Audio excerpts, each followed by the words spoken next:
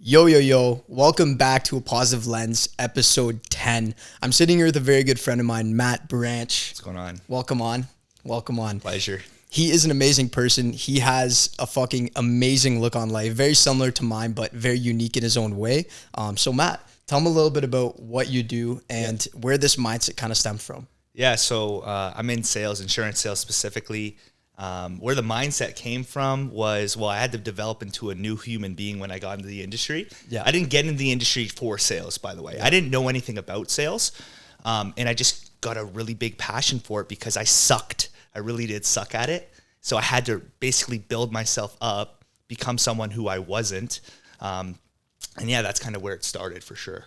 Sweet, dude. Yeah. So tell me, when you first got this, or actually, no, I want to know this. What was the thing that sparked you to really grow in life? Because we all have, I believe, a moment of, back is against the wall where you're like, holy shit, I actually need to do something different with my life. What was that moment for you? Man, it must go back to grade school, bro. I used to get bullied a lot. Same here. And we were just talking about it, man. I always used to live, now my brother wouldn't say this, but everyone around me would. Like, used to live in my brother's shadow.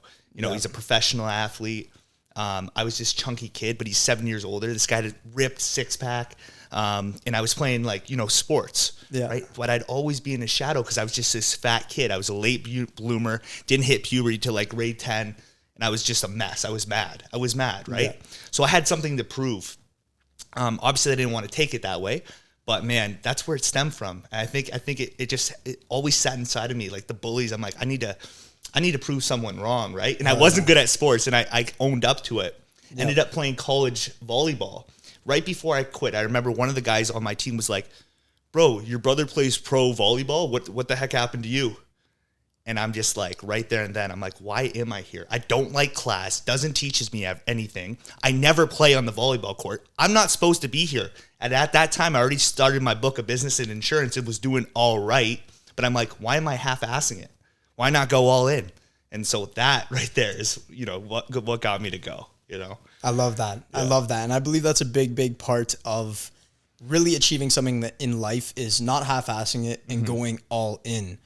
So I want you to tell them about how going all in benefited you, but I know we were speaking about the balance portion of it. So kind of go into your story of sorry. Kind of go into your story of how you went all in, how you were unbalanced for a bit, but now you're looking at life in a new light of holy shit. Like you said, I'm human. Right. I need some balance here. Right. Yeah. I mean, Goggins talks about it, and I don't mean to quote the guy because I know it's so cliche, but definitely had a period of being unbalanced. And I think it started during COVID. Obviously I felt really, just suppressed by low-key the government. I don't want to talk about it on here. I don't want to get your podcast canceled. But I started just grinding in the gym. It started really in the gym because I didn't know what direction to go. What was your question originally? I want to just make sure I address it. So the question was that you were all in and you were unbalanced, and then how it led to you kind of being, more balanced. Yeah. Well, honestly, there's so much to learn when it comes to when you realize you're failing at something. For example, I didn't have any sales in barely any sales in the first year. Yep. Obviously something needed to change. And, I had to cut out all distractions. I really did cut out, I broke up with my girlfriend at the time. Yep. I stopped going out, and people would be like, Matt, what are you doing? Like, you're insurance, bro. You're scamming people, whatever. All these negative talks, right? Yeah. And it just drove me more because I needed to prove everyone wrong in that I was right. I'm like, no, I'm doing the right thing. I'm actually on the right path. And that's when balance goes out the door, you know, because first of all, it's coming from a negative place, right? Obviously, I'm a positive person, but all the hate, it's like, bro, I have something to prove. I need to prove myself right too. Yeah. Because no one really believed me when I said this is something real, the infinite banking stuff, a 19-year-old or 18-year-old, when everyone else in the industry has gray hair, man, it was definitely a difficult time. So balance had to go out the door. Now, going back to the point that we were talking about balance, because we're young guys, we don't know everything. We're still learning, right? Yeah. That's where it's you have to take a step back and realize when you do make a mistake, and you're going all in, you will make mistakes, and it's okay to own up to inevitable. that. And, you know, balance is good in after you've gone all in and you understand who you are. Yeah. But you won't understand who you are until you really do go all in. That makes sense. 100%. Yeah. I agree with that. You need to figure out who you are when your back is against the wall, and you need to just keep pushing. And that is what creates that person. Like we were speaking about the wealth. You're not truly wealthy until you build that character. And that character building, and these character traits are built through putting the fucking work in nonstop and really doing nothing but that. Mm-hmm. But over time, I strongly believe that actually becomes more unhealthy than healthy. And you and I probably both experienced that. Yeah. I was noticing I was spending much less time with my family. I wasn't going out to my family dinners. I wasn't hanging out with my friends. I wasn't spending any time with, you know, girls or trying to build a relationship. And it fucked me up in a way where it wasn't a negative to my life, but it made me realize like I need to take a step back and still put in, you know, 17 hours of work in a day into myself, but figure out how I can put more time into other parts of my life where it's actually going to stem back into me and benefit me. So I want to dive into action steps and really things that benefited you. And like you said, you started in the gym. Crazy thing is I started in the gym and 99% of people that I know that are majorly successful start in the fucking gym. So if you're listening and you don't go to the gym, go to the fucking gym. First off, go to the gym. You know that guy on TikTok? Go to the fucking gym. You know? What, the Irish guy? Yeah. You know that guy. He's so funny. Demon Dan or whatever But his literally, name is. that's it. You know, if you're skinny, get big. If you're fat, get skinny. Yeah. I think, were you skinny? You weren't fat. You were skinny, Yeah, right? I was very skinny. And I'm coming from the place where I was huge. You know, I was like Big you know, man. great, big man, you know, grade 8. You know, I was probably over 200 pounds, and that might not sound like a lot now because everyone's fat. No offense to them, but holy cow, get in the gym. Yeah, get in the fucking gym. You got to be healthy. Like, to have a healthy mind, you have to have a healthy body. I see people that are out here that are 350 pounds.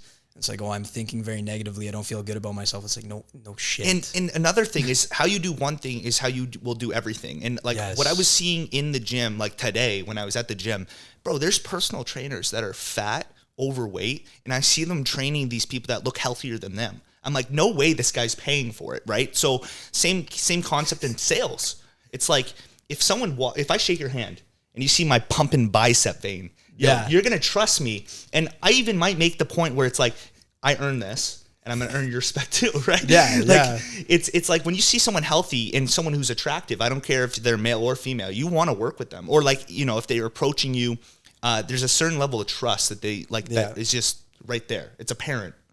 Right? So I think that's number one, gym, fitness, and health. Okay. And the food you consume for sure. Brain fog, oh my gosh, get rid of sugar. 100%. So it's like 90% sugar. Yeah. And would you say your diet is in a place where you are focused on kind of like consuming beef and red meats more than carbs and anything like that? 100%. I mean, I don't want to get too guru because I still eat out. Like, I mean, we've gone for multiple dinners and I don't always eat like the most perfect meals. That horseradish was crazy. Shout out to the boys. Holy. No, I think it's so important to just understand what you're eating and when you're eating it. Bro, I don't know if you realize, but I know when I fast in the morning, I'm a super machine.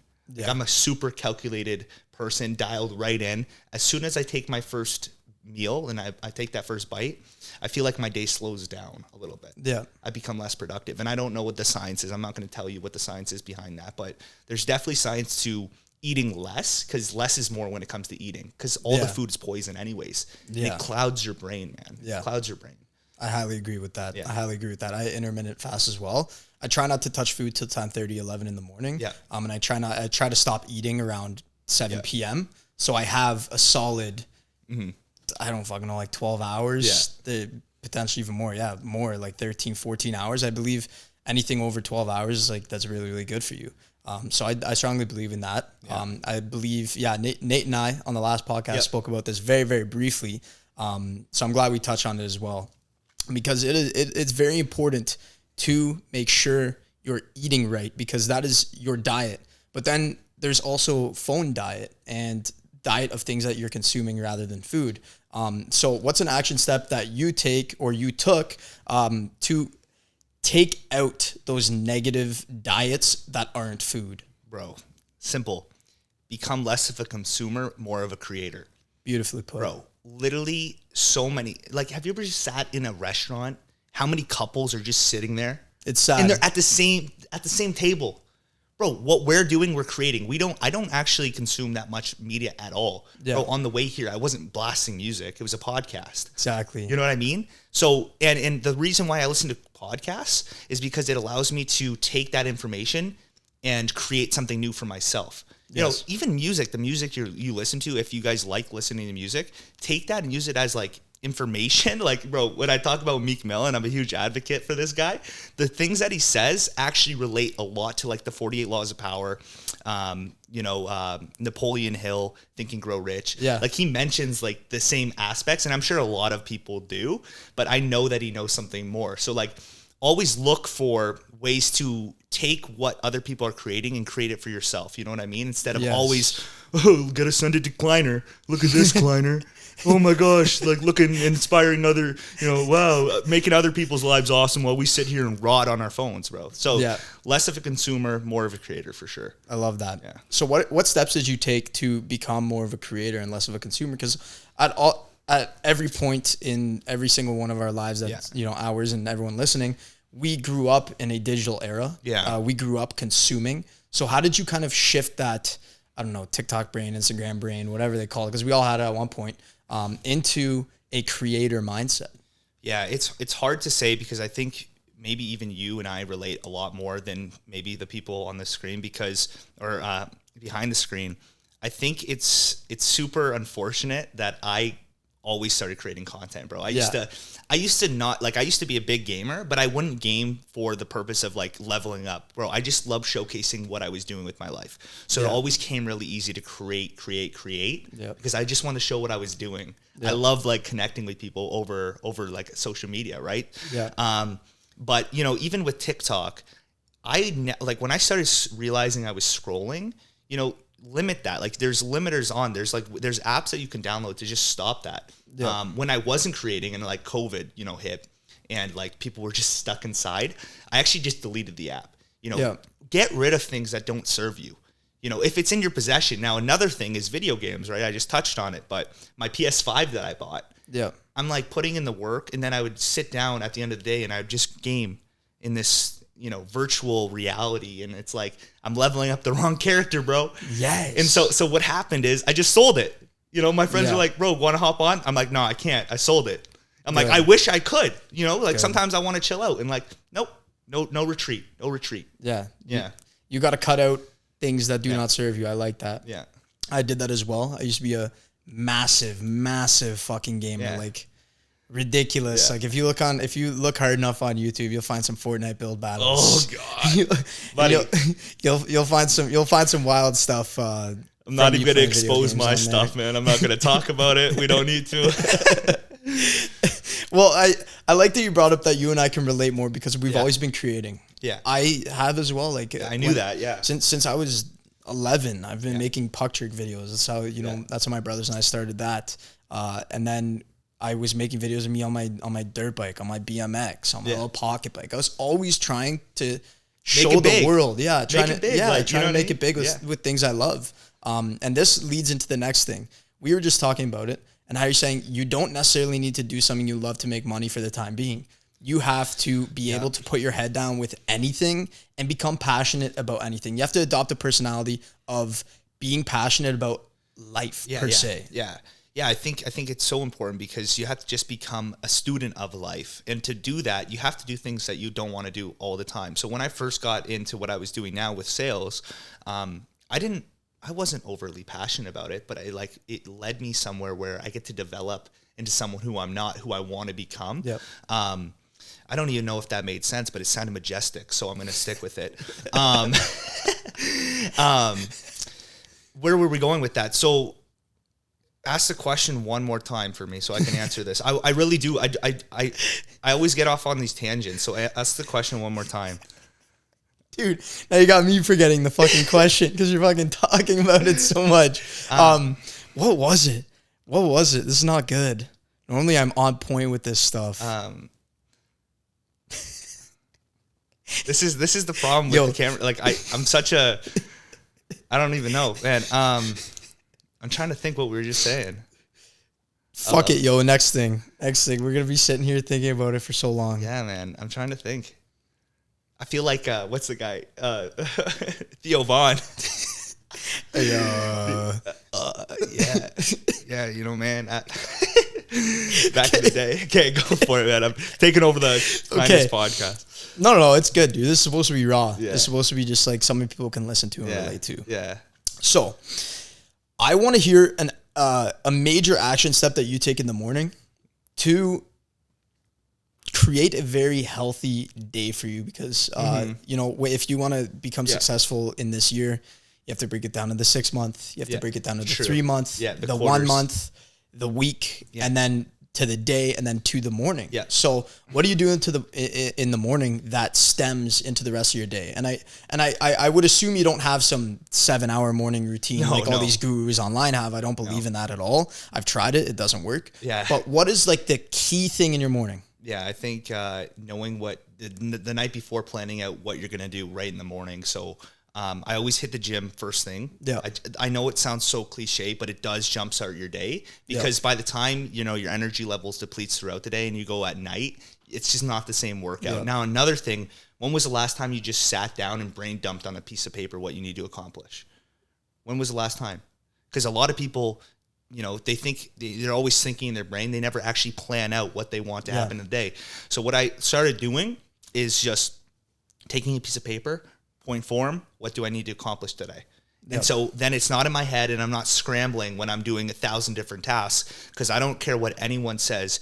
Things pile up on each other throughout the day. You could plan out a perfect day. It will never go perfect, especially in my industry. Everyone's calling once, twice, 3 times. Where's this? Where's that? You can't plan out a perfect day. Yeah. So at least when you brain dump, it's out of your head somewhere actually in the universe, somewhere on paper. Yes. So that's what changed it for me. Now I'm still experiencing that. I'm not going to say I've been doing it for years.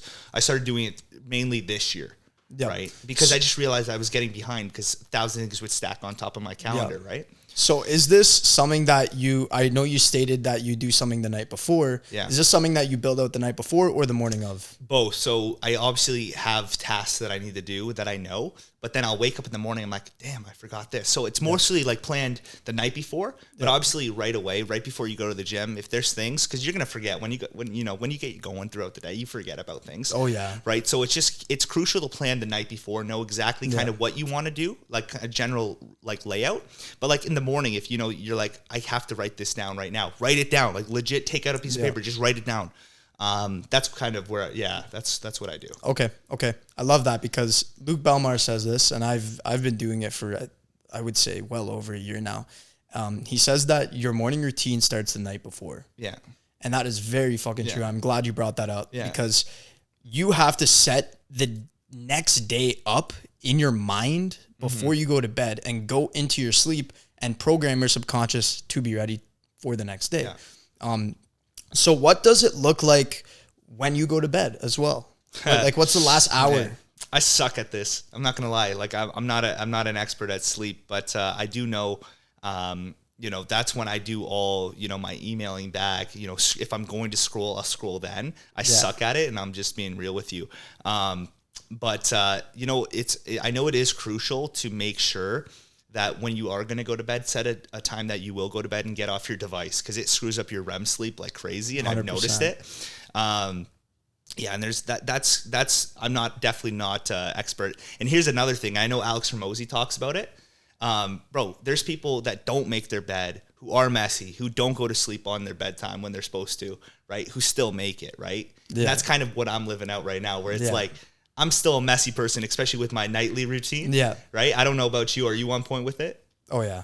Yeah. Oh, yeah. Kleiner doesn't miss, though, with this stuff. Well, there are days, I will admit, there are days where I'm not perfect. Yeah. And there's every day I'm not perfect. But I try and be very, very on point with my morning and night routine because I know the power of that because I've studied the subconscious mind a lot. And I know that right before you go to bed, the last 10 to 15 minutes is the most crucial portion of your day, because that is what you're going to enter your subconscious mind with and marinate for the next 5 to 8 hours while you sleep. So I really, I focus on that a lot because I know the power of my subconscious. The power of our subconscious is more powerful than our conscious per se. Right. It is the thing that is acting while we can't really realize it. It's the thing that it is attracting things in the universe for us. So I'm very, very on point with that. I would say it's very key. It's very key. Yeah.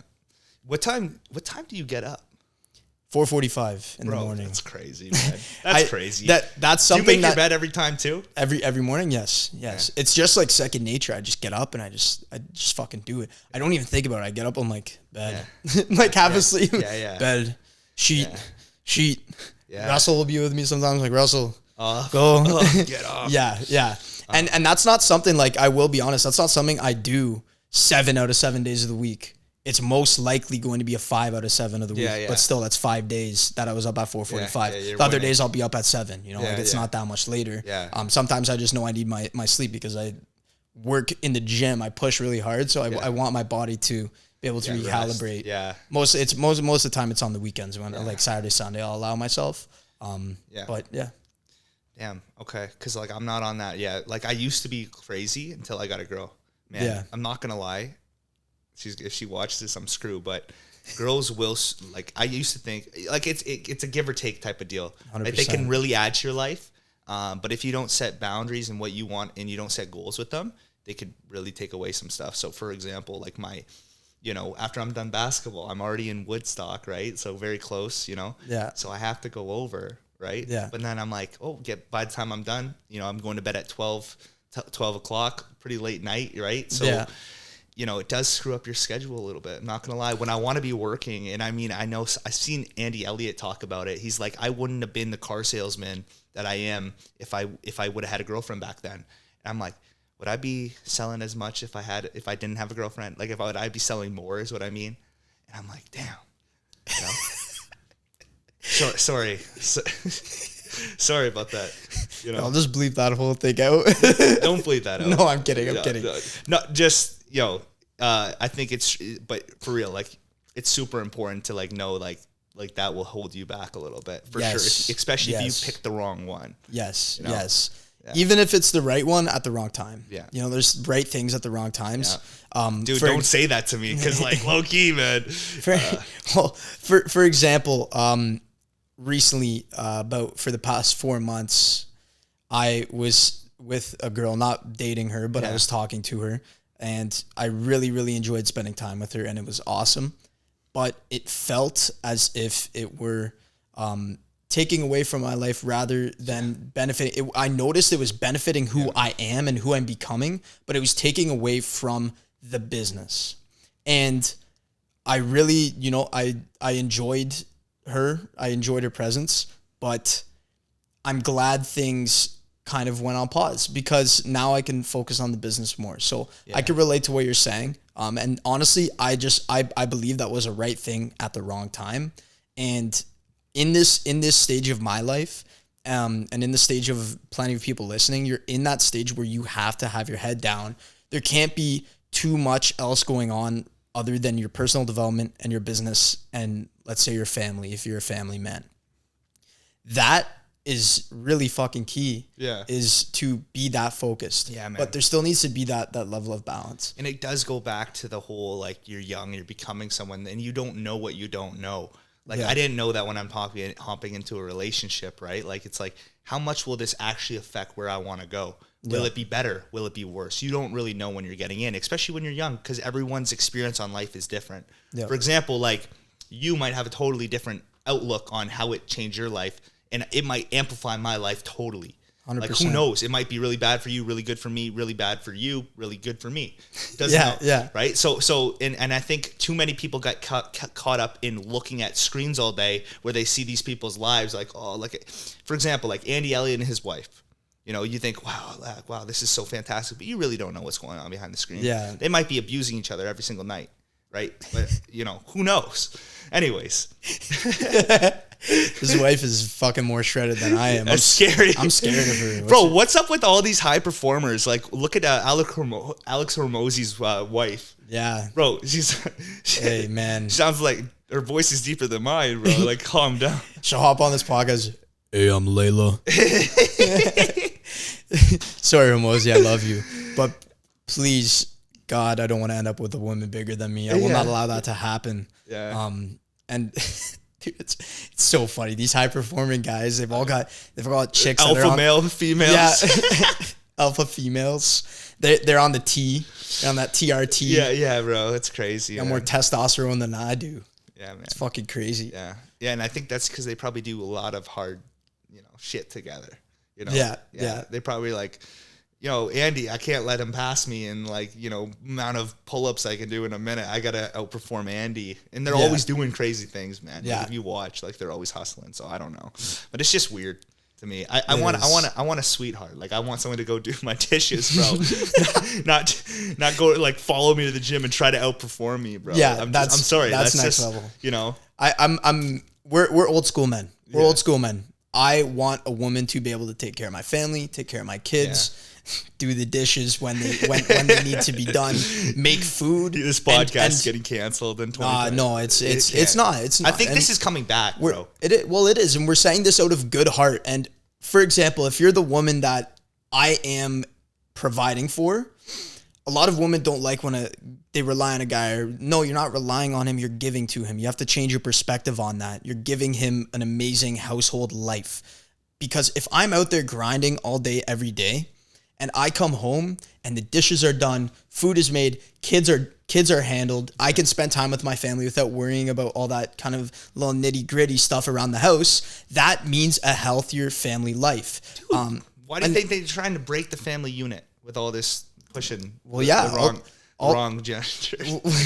Hey, dude, we can touch on that. I think that stuff is completely I don't know if satanic is the right word. I think it is, bro. Like, the devil definitely wants us to a good family, and it also goes back to Christianity. I truly believe it. But when it's a boy and a boy in a relationship and there's a son in there, that son's going to grow up with a bias to go with another man, probably. Like, a lot of this most stuff. likely, yeah. You are the seedling of your parents. Well, you can't reproduce. Just letting you guys know, fun fact, basic science, you can't reproduce. But another thing is, mentally, a lot of these people have mental illnesses outside of their mental illness.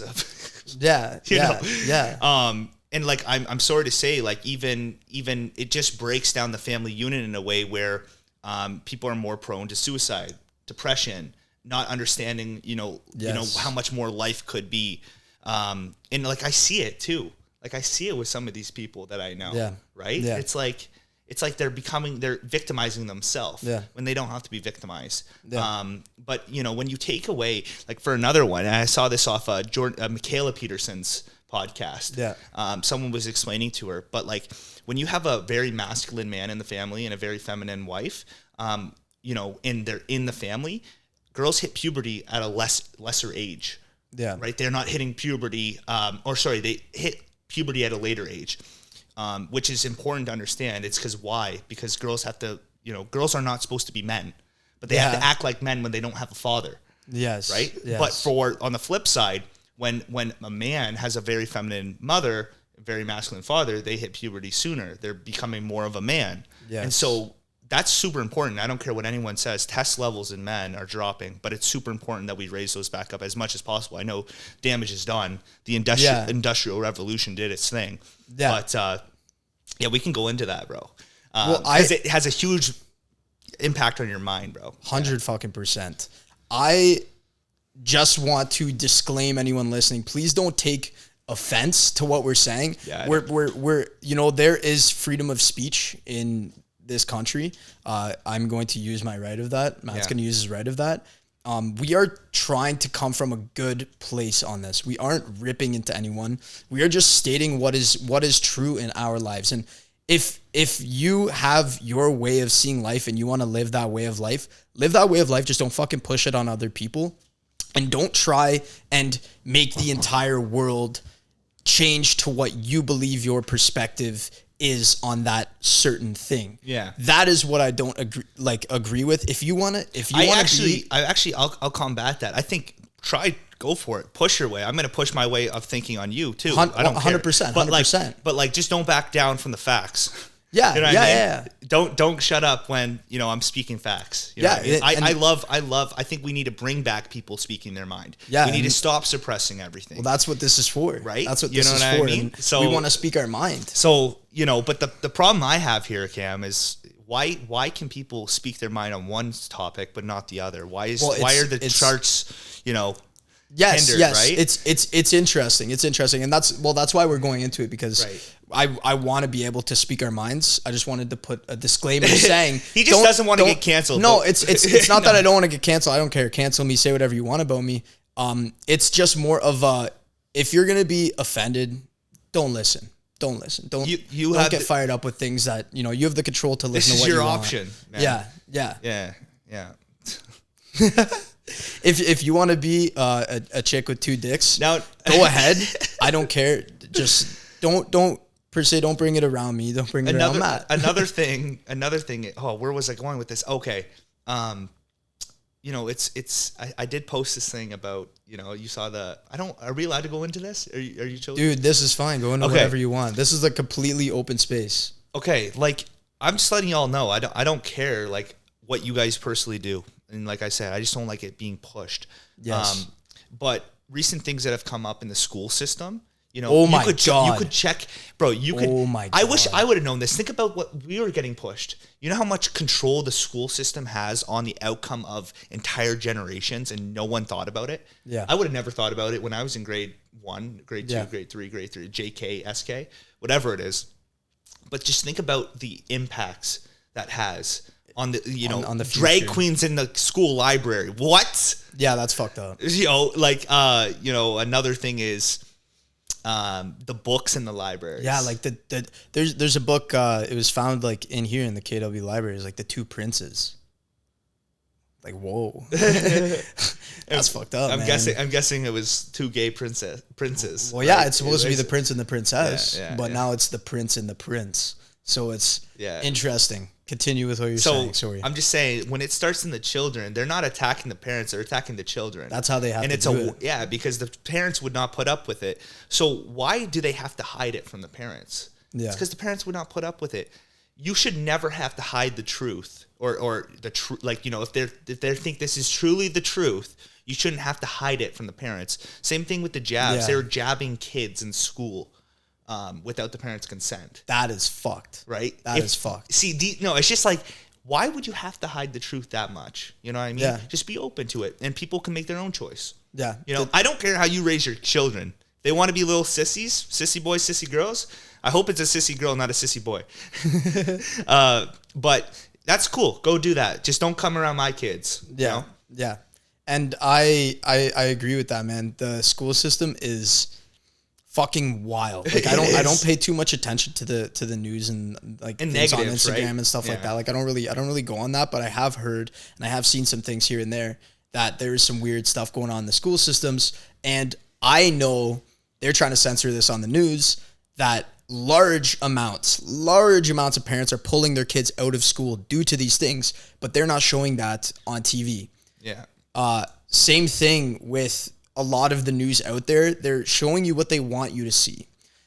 What was it, Bill C-19 that Trudeau passed with the censorship of media, where they get to choose what we see? Yeah. Come on, that says it all right there. Yeah, it does. That says it all right there. I mean, and I mean, with all these negative things, and one thing that I know I'm a master at is just not caring about what's going on outside me. I create my reality. You always say that. You create your reality. COVID really did affect me. Like, it sucked. Like, I thought the world was ending at that point. Obviously, I knew it wasn't ending, but I just what the heck, guys? Like, seriously, can you not see this? No, people are actually, I think people are NPCs. And I've always thought that, like, people just don't know what they don't know at the end of the day. Everyone has a soul. Yeah. But it's been piled up by BS from your, right when you're in grade 1 to grade 2, right? They're teaching you how life works. But anyways, you create your reality. So all this negative stuff that's going outside, don't let it affect you too much. You control how you can feel at the end. Go to the gym, go on a run, start that business, start doing things that you want to do. And when you have an idea, implement that idea. Go for it. Go for it. And guess what? It might suck right now, but when you go for something, bro, nothing else matters. Yes. Once I started going for my shit and I started making things happen, guess what? I did not care what your granddaughter's churning into, cutting off their cock and shit. You know what I mean? I do not care. Yeah. I stopped caring, man. Yeah. And that's what happened. As soon as you could tell when someone doesn't have their shit figured out, when they're always talking about all the negatives in the world. So that's why I wanted to just, lean into this a little bit. Cause I don't want to bring this up too much, cause I really don't care, but truly I'm just trying to make it kind of all tie together. Yeah. Where it does have a huge mental impact on you if you're 100%. Always looking at the negatives. And 100%. It talks a lot about your character. Leaders don't talk about the negatives. They talk about how can we fix this? Where can we go? Yes. We shouldn't even be talking Cam and I, obviously we're learning still, but we shouldn't have to talk about this shit. I know a lot of people who are already watching. Something has to be dressed in the world though, man. It's fucking crazy. I want people to know where I'm coming from because I know that I'm going to be successful one day. I want them to know that I haven't changed. Yeah. I don't want that will never, my values won't change this way. Yep. If I ever ran for president, my values will not change. Yeah. Or prime minister. Nothing will change. You gotta stay true to who you are. Your values change, your perspectives, your values do not change, your perspectives do. Yeah. Right? How you address the situation changes, right? Yeah. Maybe I won't be so blunt when I'm 70 years old. Yeah. But I'm not as blunt as I would have been back when I was in high school talking about this. Yeah. Right? So yeah. I like that you brought up that it ties into everything because it does.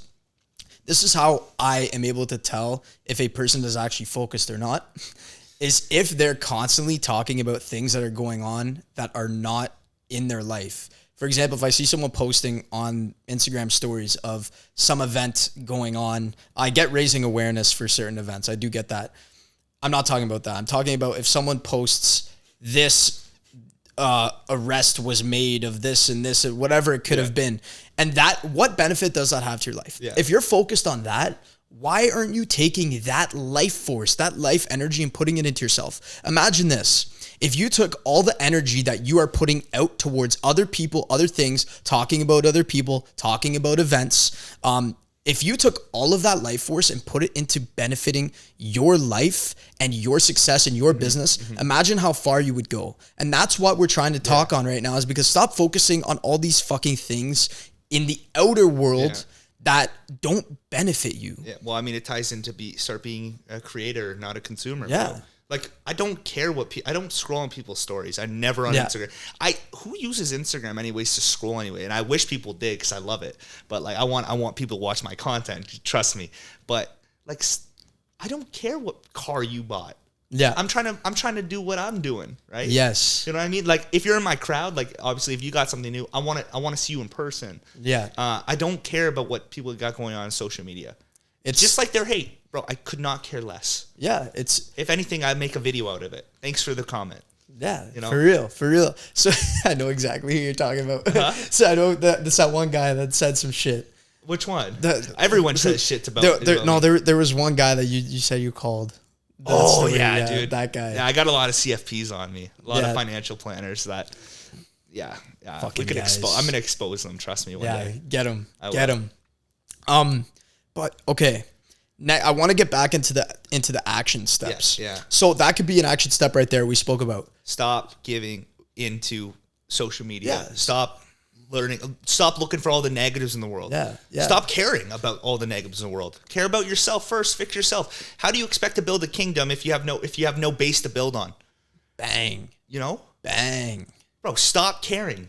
You got to build yourself up, bro. I have this saying. You wouldn't care or know about something if you didn't see it in the first place. So that essentially says put your phone down. Yeah. If you have an issue with social media and and having negative things consume you, there's a difference between consuming negative things and eventually consuming them so much that they end up consuming you. I know there's a lot of people like that. So if you're listening to this and you would classify yourself as someone that has negative things consume you, what I want you to do is this. Delete Instagram, delete Snapchat, delete X, delete YouTube, delete TikTok. Yeah. Put your phone away for a week, 2 weeks, 3 weeks, a month. And do not look at that and live in this reality. Live in the current moment. Live in this reality, because this current moment is what creates your future and your next moment. This moment will create the next moment and the next, and so on and so forth. So put your shit away. Stop consuming and start creating your own life. Like you said, like, I love that. I got a crazy story, bro. Go in. So there was, I was in connection with a big capitalist who would just, buy companies. And he lost $40 million once. He was trying to buy an oil company, in Alberta. Yeah. And he basically, how he said it is, I forget what the term for it is called, but it's basically put everything away and you go to this retreat and you just you're just there. No phone. They provide food for you. You sit, you do not talk, and it's just a week of silence. And you find out more about yourself in that silence and what you need to do and what your next steps are. So he lost his 40 mil, did not talk to anyone. He did not complain. He did not make excuses. He just put his phone down, put everything away, and went silent for a week to this retreat. Yep. You just imagine just a bed in a room with a bed, no dopamine, no nicotine, no drinks, no just minimum food, and you just sit with yourself and your thoughts. Most people would go insane. But it teaches you more about yourself than anything else. Yes. We're too distracted in society. Yes. And that goes back to my last point, right? It's like, bro, you are so distracted. Like, when was the last time you just plotted, right? Yeah. You haven't built you have to build your house on the rocks. Yep. It's in your head too, right? Yep.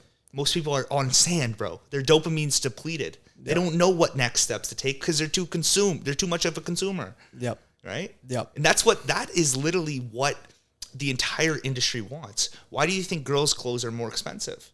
Because they're more consumers, right? Yep. Why do you think their products are more expensive? Because they know they're going to consume, right? So, and also what's most men's downfall? The men pays, right? Take the men's credit card. Yeah. They'll pay with the men's credit card because men don't make those crazy emotional decisions. Now they're beginning to. That leads back to the whole family unit thing. But men aren't men anymore. But I'm just letting you know, like, there's a reason why people it's all about consumption. Yep. That's what the elites want. Is just to consume and play into the system. Go buy the fast car. Go do all that. But there's a time and place for everything. But I'm just saying. Yeah. Well, the main power that a human has is to create.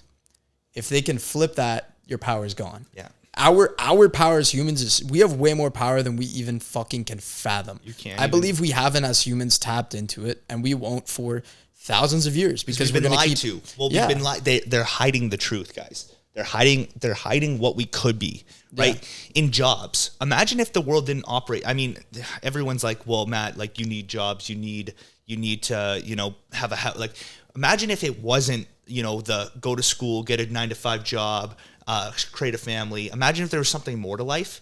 But why have we not ever thought about a different system?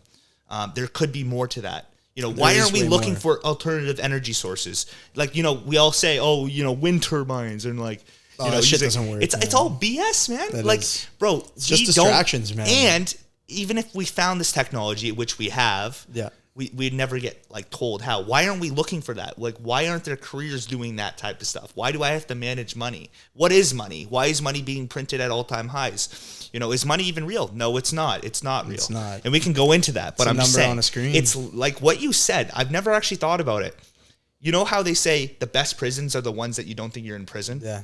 That's what we're literally living in. That's most humans' reality. I mean, even us right now, we're dealing with in terms of prison. We're just trying to gamble our way to not gamble, but we're like the hustlers in the prison right now, right? Stacking our chips. We're, you know what I mean? Like, what we're doing is like, we're exchanging, a shank for cigarettes, taking the cigarettes, going, that's what we're still in the prison, man. Yeah, like, 100%. You can't escape it. My mind has escaped it though. Yeah. And that's the first As step. soon as you realize that you're in the prison is the first steps to escaping. Yes. But most people are just, we're chilling, let's go drink on the weekends, man. Let's forget about it. Everything will be all right. Yeah. No, it's not like that. Yeah. If you know about it, if you know, like, you know, like, for example, they only let you know what they want you to know. Yeah.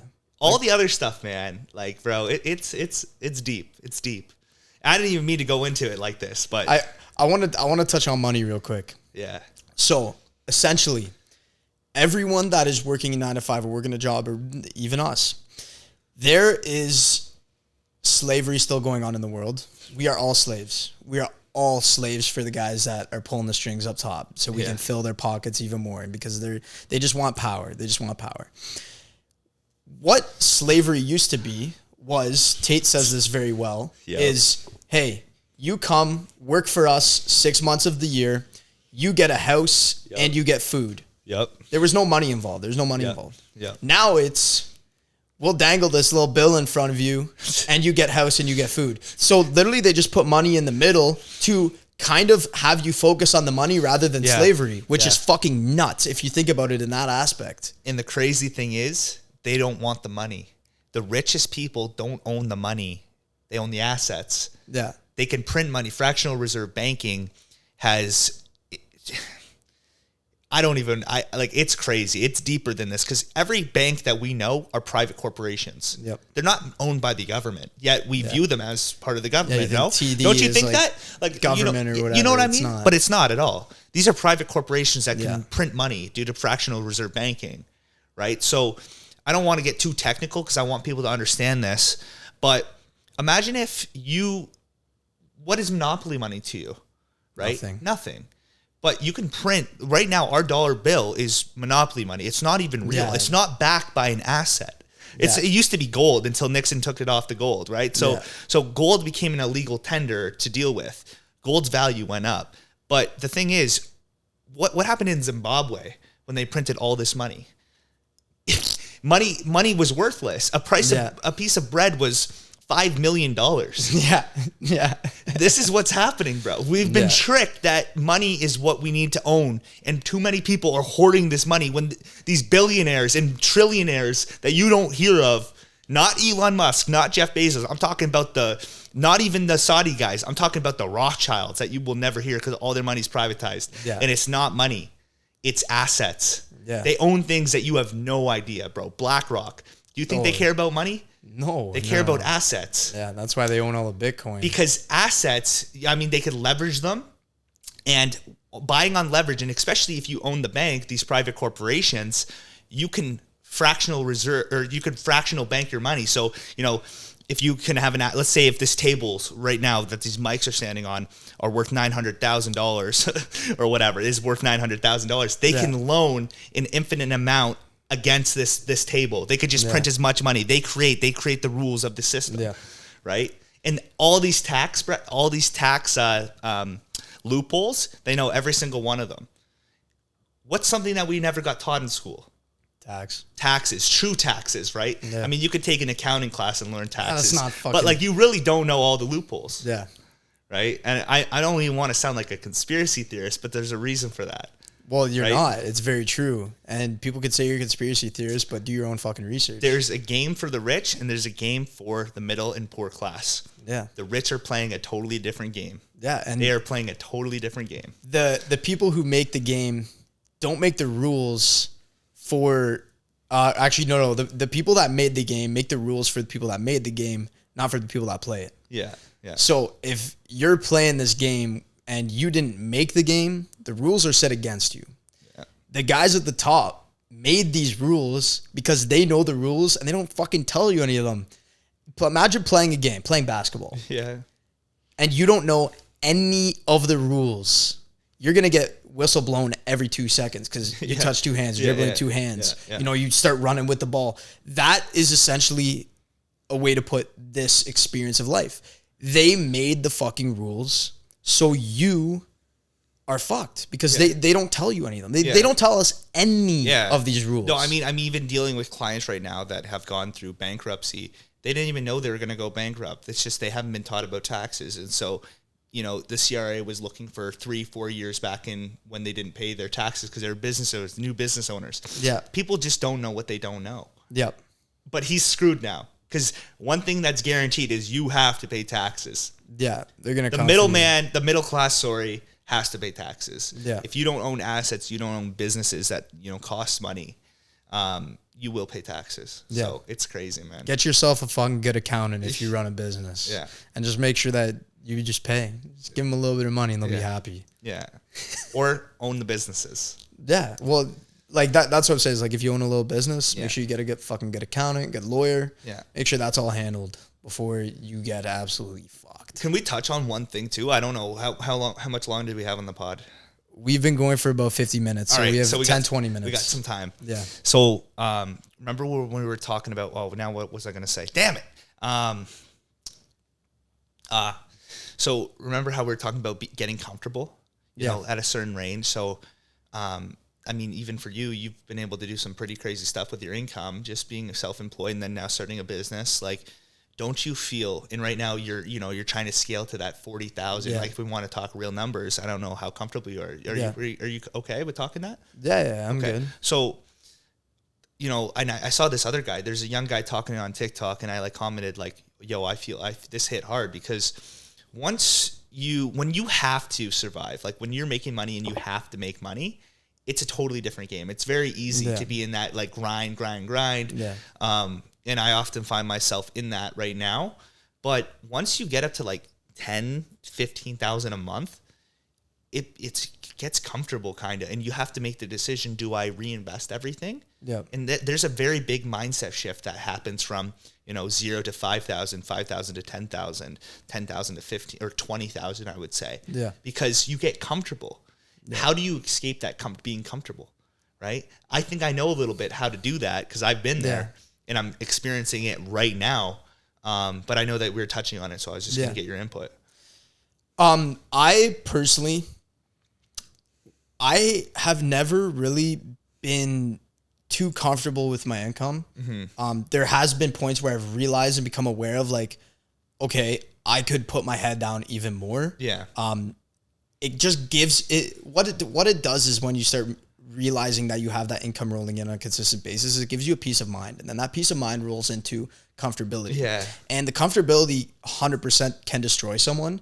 And I believe that the money you're making now is because of 6 months in the past of the work that you were putting in. Yeah. So 6 months ago, the work that you and I were doing is now, we're reaping the rewards now. Yeah. So my view in it, when I start to realize I'm becoming comfortable, is I say, okay, if I become comfortable right now, I am going to be making this income or less 6 months from now. Yeah. Do I want that to happen? Fuck no. Mm-hmm. So I realize I have to double down because if I want to hit the goals that I want to hit, I have to not be in that state of comfortability. And it is very hard. Yeah.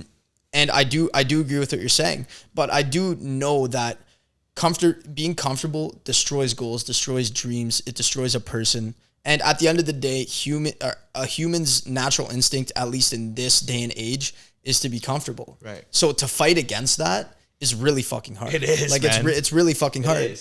But at the end of the day, I think it's just a mindset of like how bad do you want to get to your goals. And if you want to get there really fucking badly, you won't let a day go by where you're comfortable. Mm-hmm. And that was kind of my mindset. I'm not saying there's days where I went by and I was like, I was like, oh, like, you know what, I can only work 6 hours today. Mm-hmm. On Sundays, Sunday's the day of the Lord for me. Yeah. And I try and take Sunday as a day. Like I'll still be in meetings. I'll still be, pushing business, but I try and take time to step back a little bit. And that's my only really day where I can be comfortable. Yeah. Where I can actually sit back and take a deep breath. Yeah. But every other day, it's like fucking war. Yeah. I wake up and it's like a fucking war up here. And it's a war in our reality. And I'm fighting to become better, create a better income, create a better lifestyle for my family, create better knowledge within me, create better virtues and values for myself to live by. That is kind of how I live. And Sunday's the only day where I do that. And there are days where I wake up and I'll be like, yeah, I'm comfortable, but hey, I don't want to be. I push for uncomfortability, man. It goes back to, I think what you have to tap into is your why. Holy, I'm hitting puberty again. Your why. Yeah. Your why. So, when I obviously I kind of made a goal just like, hey, like last year at this time, you're talking about 6 months, like last year I made a goal. I'm like, why am I going for like 5K a month when I should just set the threshold to 10,000? Like, what do I have to do? How do I back calculate this? How many meetings, how many people do I have to talk to equal $10,000 a month? So I did that last year. Now I've had 2 great months, 3 great months, 4 great months, 5 great months, and it just kept stacking. But I'm getting stuck at around like the $15,000 mark. And I know that sounds crazy. And I'm not saying that to brag whatsoever. I'm saying it because I know everyone who's listening, if you've stumbled upon this podcast, you haven't stumbled upon here without reason. There's a reason. You guys will most likely hit these numbers. But I'm like, I'm comfortable because I only have to work like 3 hours like a day. And I feel guilty saying that. But I'm like, all I really do is take 3 calls a day. I only have to close 1 call a week, and I'm making these figures each month, right? Yeah. So what I had to go back to is my why. Why did I get started? Yeah. Sometimes you have to literally just get real with yourself. So I'm like, well, what do I want to happen with my life? Well, obviously I would love a nice car collection. It might be as simple as a car collection. Maybe it's going to the Bahamas, living in the Bahamas. Maybe whatever that thing is, it goes back to your why. But when you're hustling, you actually forget about your why quite often. You know what I mean? So what happened is I was forgetting about why I started this, and I was so just day-to-day busy where I'm just like, yeah, close this, have this meeting, 3 meetings, and I kind of just became normalized to like the grind. Yeah. So all I could do is grind, and I didn't have that third third person view of my business. Yes. Third person view, that's something totally different that we should talk about, but maybe in another podcast. But that is what, the big guys deal with. It's scaling is what's hard. Yeah. So what I realized is, in sales, you can make a serious amount of money, but it does require systems and your why to be intact, or like just things that you want to happen, and like not going over your goal. Like, let's say if your goal was to own for me, it's own a BMW M4 competition by the end of this year. Yeah. You should have your goals aligned, and don't like, if you hit that goal, get the BMW M4 because that's what you work for. Yeah. And if you don't get it, well, then you'll become kind of like comfortable again. Yeah. You know what I mean? And that's not financial advice. If people are seeing that, it might be totally different. It might be invest that money, but. I was talking to my mentor today, and he brought up something very key for me because I was telling him, I was telling him today, I was like, hey, I feel as if there's a hurdle that I need to jump over. Yeah. And he sent me a message back saying, let's go over your executional plan and make sure you're doing everything on there. And we went over it together. And then I realized, and I snapped out of it and gave a 3rd-person view because he made me see it, that I'm doing way fucking more than I even thought I was. Yeah. If you want, I can show you the messages, but I was listing out all the things that I am doing on a daily basis or a weekly basis to get towards, that ultimate goal of my executional plan. And then I was like, holy shit, I am doing exactly what I said on this executional plan. But then he said, I feel like it's time for you to understand this, Cam. There's a law called the universal law of simple pendulum. And what he said is, there's a pendulum in life and it swings back and forth. And what you have done is you've pulled this pendulum back as far as it possibly can go through all the work you're putting in, but you're holding on to it, but you haven't let it go to swing to the side of success now, because work, and then the pendulum will swing to success. So he's like, you have to understand that you have to let that pendulum go and let it fall and swing towards the side of success and reap the rewards of the work you've been putting in. And it just fucking clicked, and I was, holy shit. It's actually about letting go, in a sense, of all the work you've been doing, not stopping it, but letting it flow and letting life kind of flow through you. I don't know if that makes sense to you, but it hit me. And I was like, oh my God, I'm so focused on putting in the work day to day, and I'm not going to stop that. But it's almost like I have to have a perspective shift of the work that I'm putting in, and each task that I do, I almost have to view it as me pulling the pendulum back, letting it go. Pulling the pendulum back, letting it go. Yeah, bro. And I think what you're trying to touch on is like, there's a lot of people who think they're being productive just by doing the work, but they don't get any results. Yeah. Like, I've switched I used to be that guy who I'd be like, gotta call. Dude, like, I'll put things in perspective a little bit. Like, if you call someone for the purpose of calling someone because it's doing the work, but this person's not going to pick up, and you know it, but you're going to call them anyways, is that productive? No. Right? But imagine if if you do your research before going in and you know this person's going to buy and you call them or you text them or you go in and they, they're very responsive. You've just cut back an hour of your day of a call that you didn't have to take. Today, I was supposed to take a call with the client. I knew for a fact this guy's not going to show up prepared. So I'm just like, not worth my time. This will yield a higher ROI than that call. Yeah. Right? I'm not saying miss out on opportunity. Yeah. But you know what? People get caught up in that work mentality, and there's things that you shouldn't be doing and you do anyways. One of those things for me was always calling people I know that would never buy. Yeah. Just because it's work. Yeah. You know what I mean? Do you know what I mean? I know what you're saying. I was doing that probably a year and a half ago, where I would just be doing things just because it was work. Yeah. Just because it was like, oh man, I'm putting in the work. Yeah, yeah. It's a great mindset to have. It is. Don't get me because wrong. you're like Goggins. It's like, I don't want to do this, but I'm going to do it anyways, right? But it's hard to scale that way, though. 100%. Because have you seen Goggins' body? Bro, he's not a bodybuilder. He puts in a lot of work.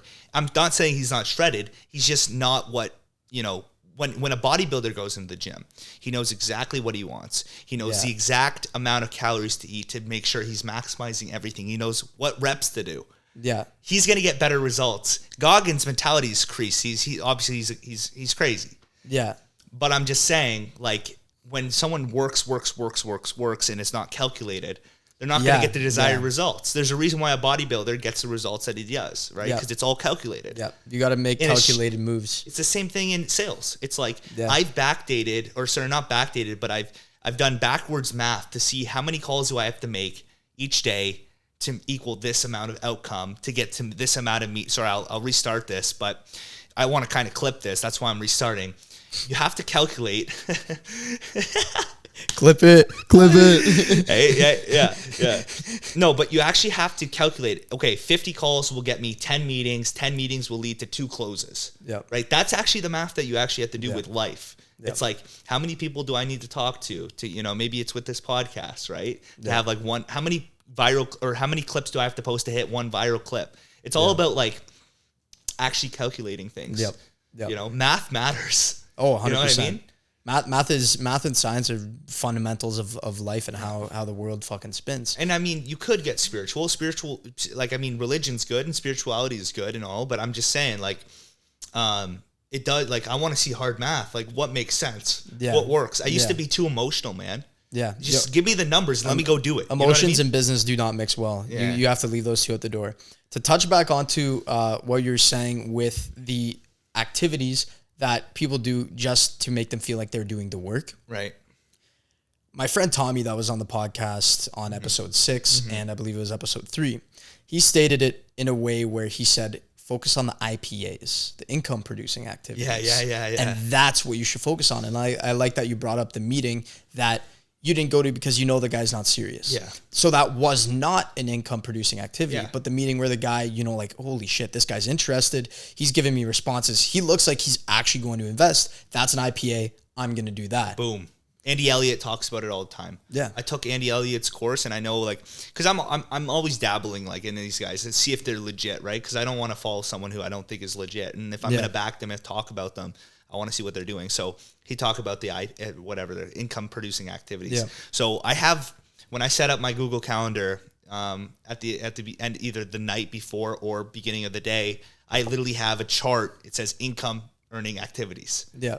I will not, if I'm going to call someone, I'm going to basically eliminate all the possibilities that they're going to no-show me. Right. Yeah. So like, I want everything to be calculated, dialed right in. And I don't want to have any, what is it called? Tire kickers, Yeah.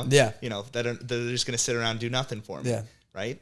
And like, even with this podcast, well, yeah, it's not going to be a direct income earning activity. But to me, it's marketing. To me, it's getting out there. It's outreach. So technically, it is a higher income earning activity than someone who's going to no-show me. It is. You know what I mean? So, it is. And people also, and I'm just going to touch on this, like, people do know what they're supposed to be doing. It's just hard. Yeah, it's just hard to fucking do it. Yeah, everyone knows what they should do. As soon as you change, like, you might be sitting there and, like, you know that you're supposed to be doing a certain, activity, but you're not doing it because it's difficult. As soon as you start doing those activities and you win once doing those activities, oh my gosh, you're going to want to do them all the time. You're going to want to fucking win. Yeah. You're going to want to keep going. Yeah. And I want to bring this up. Yeah.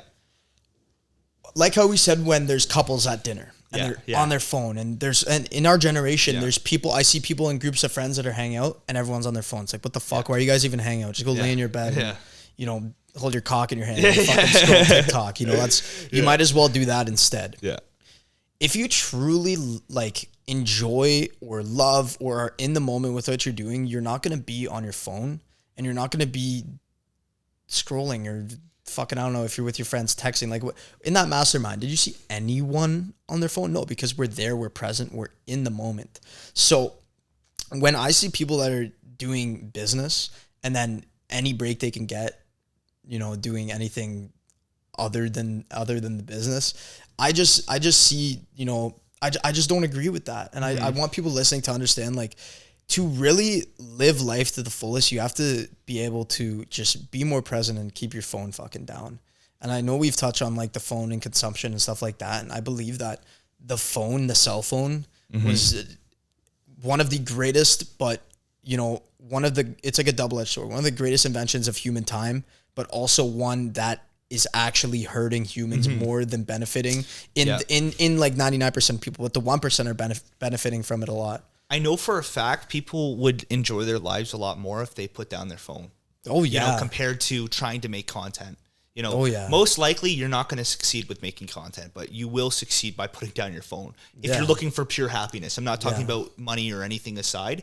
And I'm going to relate this back to COVID because like literally I'm telling you guys, like that's the year 2020 is what changed my life. It's like when I'm like starting different, like try to side hustles. I started my first full-time job.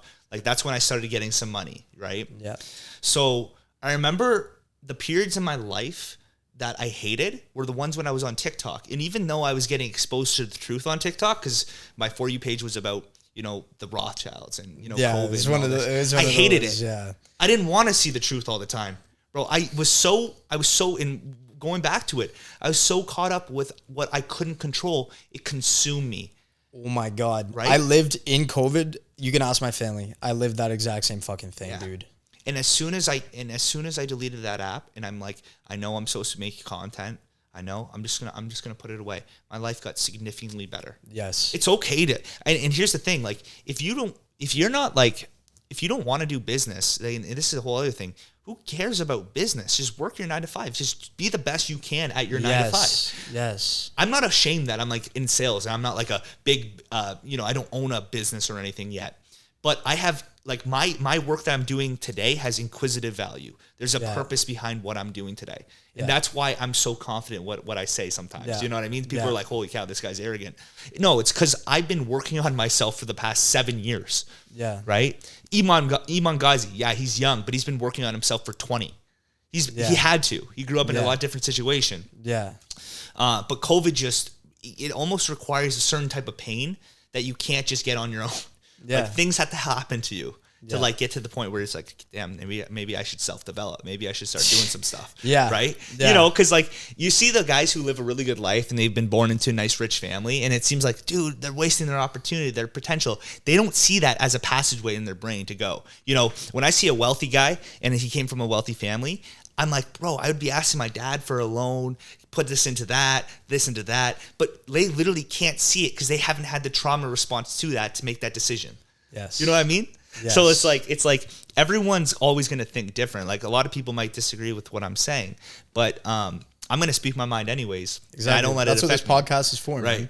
Right. So that's that. I mean, there's so many different opinions on it. Right. But sure, I'm going to get backlash for that. There's going to be a rich kid. No, it's helped me out. But yeah, you just can't see what other people can see, right? Yeah. And the grass is always greener on someone else's side. 100%. Right?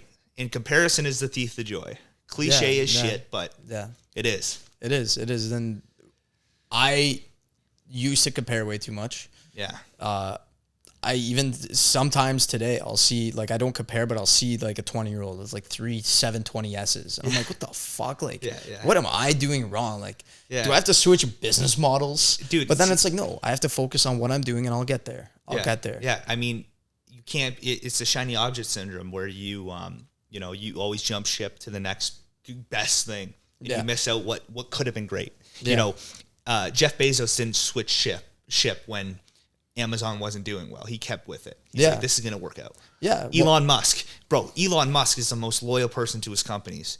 Oh, it's right? insane. The Tesla and SpaceX story, I highly suggest you guys research, because Tesla and SpaceX were going to fail, and he had to make the decision: do I let one die or both die, or like do I make the decision to split down my wealth and put it both into separate companies? But that might have not been enough wealth to build them back up. Yeah. He ended up splitting it, taking the chance, and putting it into two instead of letting one die. But that's a cool story because it relates to what we're talking about. Yeah. He's a Right. fucking beast, that guy. Right. But they did not stop, you know, and like, oh, you know what? You know, Tesla could wait. I can make this huge crypto dump. Let me dump all my earnings into Dogecoin. In the Solana meme coins. Yeah, in the Solana, yeah. Solana's up right now though. Put that money in. Yeah. The market's gonna see a crash. Put that money in. Yeah. It, Yeah. but into investments, I want to talk a little bit into investments with you because you're in that space heavily. What are some ways that you would recommend the listeners to invest into? What are some vehicles of investment? Yeah. Well, I'll give you a list, and it's going to sound crazy. One of my mentors in the industry talked about the financial pyramid should not be like this. Or no, sorry, it should be like this. You want a stable pyramid. You want a growth. You want something that you can bank on. You want something that's stable. Most people build their finances like this. Yep. Right? And that's not the good way to go because their savings is right, like their investments. I'd have to, we could pull it up on the screen probably. You can edit it in or something. I'll show you it. But I believe in stability first, guarantees, real estate, hard assets, all the guarantees. So I don't believe all these kids who are putting all their money in crypto, you know, taking these big gambles. I don't believe in that. Yeah. I believe if you're young, I believe you should build a guarantee, like you should have good cash flow. I don't think it should be about investing. I think it's about investing in yourself first, 100%. building a really good base. But you know, I'm a huge advocate for whole life insurance and real estate and stable guaranteed investments. That's all I do right now because I know when I'm ready to make those big plays, into like, you know, crypto, which I've done. I borrowed a full policy loan, dumped it into crypto. My portfolio obviously expanded, but at least if I lost that money, I'm not in debt to anyone because I own the contract of the whole life policy. And that's a whole other story we can go into. What else would you like? You know, what else? Is that what you're looking for, the answer? But yeah, but I don't think it has to be sexy, right? No, it doesn't. It doesn't. I'm glad you brought up that it has to start with investment of self. Yeah.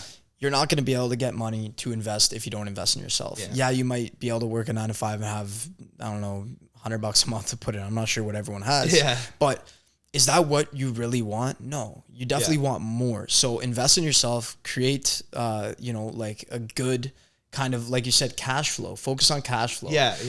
So I would say self-investment is what you said. Yeah. And then focus on a cash flow as the next kind of building block of that pyramid. And then once you have that cash flow, then start investing into, you know, stocks, crypto a little bit, whole life. Diversification. It's literally comes down to, and I also don't, a lot of people believe in dollar cost averaging. I think your stable investments should be dollar cost average where you put a portion of the money, no matter if it goes up or down, you just put a portion aside each month. Yeah. That's for stable investing, like when you know it's going to go up, not for crypto. You know what I mean? Dollar cost averaging for it's kind of crazy. You just find a dip. Yeah. But yeah, it does start with cash flow because it's like you sometimes, like especially if you're working in a sales job, somewhere where your knowledge will gain you wealth, which is majority of jobs, right? Yeah. It's really crucial to boost your income by just increasing your knowledge, and that requires money. Yep. So just understand that the return on investment from investing in yourself could be much greater, much greater, putting it back into yourself than into a stock that's going to grow at 6% over the next 20, 30 years.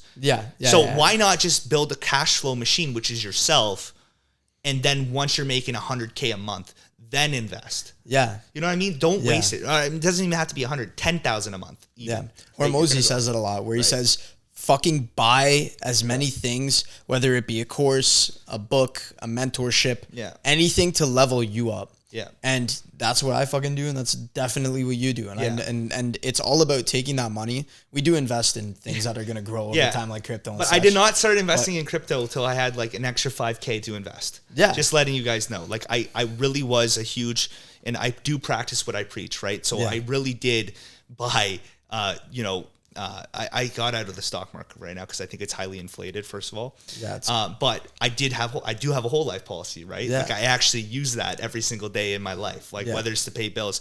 I like to use other people's money before I use my own. I want to stockpile my money there because it's going to grow for the rest of my life. Yeah. You're always paying interest. People don't realize that. There's an interest cost to, using or buying a cup of coffee. That $2 is now out of your possession, in Tim Hortons' possession, whatever, Starbucks possession. If you're going to spend $5 on a coffee, what like a bunch of you guys do. But so think about this, if I had $5 in my bank, right? Yeah. And I go and spend that $5, I now lose what that $5 could do for me for the rest of my life. Yep. But imagine if there's a way where you could spend that $5, keep your $5 growing for the rest of your life. When would you stop doing that? Never. But this is what the rich do. Yep. This is what the rich do on an everyday basis. Yep. For example, it's not even about infinite banking. It's not about whole life. I won't talk about it here because people have mixed emotions on it. I'll talk about real estate. Real estate. Do you think people say, other than if you're Dave Ramsey, he does this where he buys houses in cash. Do you think these people who have $100 million real estate portfolios don't leverage the equity they have in their home? They build up equity in one property, borrow from it, put it into the next property. They build up, and they're constantly using what we call OPM, other people's money. Exactly. That's what the rich do. They do not use cash because cash is dead and it's essentially dead to them. They do not care because inflation's going to happen no matter what. What happens during high inflation times? Assets inflate. Who owns all the assets? The rich. Yep. So that's my number one rule of advice for investing. Stable assets first. Get into real estate, get into whole life, get into even, I don't know, people are geeks in like bonds, or GICs. Like if you're young and you're making some money, that's, my brother is like a huge geek on GICs. And I'm like, bro, chill out. I don't want to see that. I'm in crypto and stuff. No, I'm above you because I'm a crypto investor. That's how it low-key feels though sometimes when you're talking to those types of guys, eh? It's like, oh, you keep your money in the bank? Jeez, I keep my money in my... Yeah. The bank... my hard wallet, my cold wallet. Yeah, the bank is a fucking joke. Yeah, it's a fucking joke. Yeah. It's a joke. But your money's not doing anything in there rather than losing. Taking L's every day on it. The brain. Okay, imagine this. Imagine if Costco took your money. Costco's I guess it's publicly traded. Let's go with something. These banks are public corporations. I get that, but they are corporations. They're not the government. Why are we giving our money to a corporation who just goes and takes that money and loans it out somewhere and you get no benefit? What do people not realize they can do that? People don't realize they can do that. Yeah. But you can. You could do private lending. Yep. You could keep your money not in the bank, but rather into a whole life insurance contract, which you own and control, borrow from that, loan it to people. Yep. But no one thinks of it like that. And make money on it. But you really, the reason why people can't do that is because it requires cash flow. Yeah. And the reason why people don't have cash flow is because they're consumers. So that's how we wrap up the podcast. It just all comes back to consumer. You got to be a creator. Be a creator, right? not a fucking consumer. Yeah. So, last thing. If you were laying on your deathbed right now and you had 1,000 mics up and you're on BBC and fucking all the big screens in the world and everyone in the world was listening, what would be the one thing you had to say to the world? All in on red. Shut the fuck up. I'm just joking. My final remarks, if I were to the world. exit this world, I say go for it. Just go for it. That idea that you have, if it's been reoccurring in your head, go for it. Yeah. You know what I mean? Life is too short not to go for the things that you're capable of, because if you can think it, you can do it. Right? And that sounds so cliche when it came out of my mouth, but I mean, man, bro, if you want to be a YouTube streamer and you're worried what people are going to think, go for it. Go for it. If it seems scary, you got to go for it. Yeah. It makes you so much more of a happy person. And you just start living an authentic life because you start doing things that you thought you couldn't do. You start making it happen. Yeah. Things happen. So 3 words, go for it. Fucking love it, dude. Yeah. That wraps up episode 10 of A Positive Lens. And just remember, keep your lens positive. Thanks for coming on, dude. Thanks for having me, man. Let's fucking go.